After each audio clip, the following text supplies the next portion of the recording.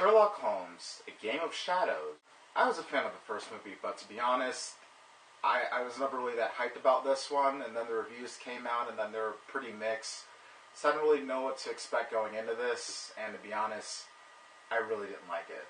The first one had like a great balance between action, comedy, and having like a decent mystery at the center of it all, despite the fact that it kind of left you in the dark about the clues for most of the movie. In Game of Shadows, it really doesn't balance out that much. The movie's biggest crime, honestly, in my opinion, is the lack of subtlety in just most cases. Like, the action, the slow-mo, all overdone, the homoeroticism between Sherlock Holmes and Watson, while funny, is as obvious as ever, and there are hardly any moments in this movie that are done with a simple wink and nod. Downey Jr. is back as Sherlock, and he's everything he was in the first movie, but more, which kind of annoyed me. Jude Law is back as Watson, and his performance was just as good as it was in the first.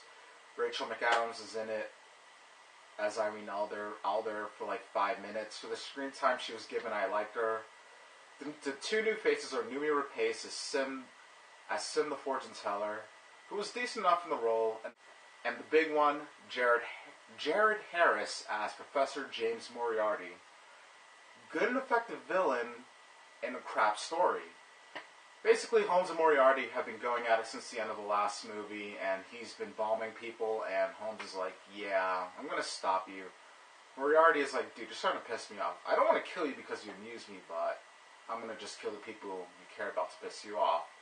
And thus begins the Game of Shadows, I guess. There didn't really seem like much of a mystery in this one. It's more or less, let's just stop this guy. And then at the end, they kind of just started revealing all these clues out of nowhere.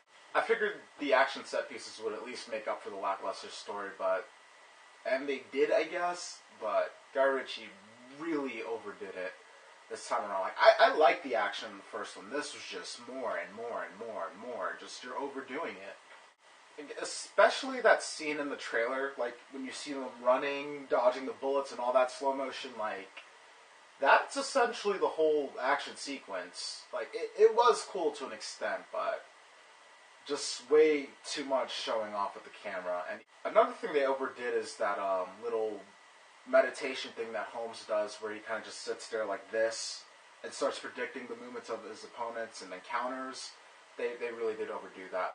So, just when I was about to write this movie off entirely, the climax happened, and it was really, really, really good. Like, for all of its many flaws, this movie had about like 3 great moments where I was just like, wow, that was great. But the finale was definitely the best in the case.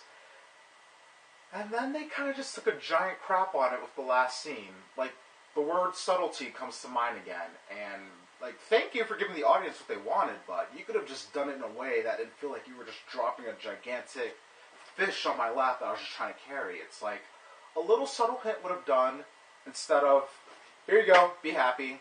And also, only the people that actually saw the movie will get my next gripe, but in regards to the ending, you got the oxygen part right, but way to completely ignore a few things like impact, water pressure, hypothermia, and then just gravity altogether in general.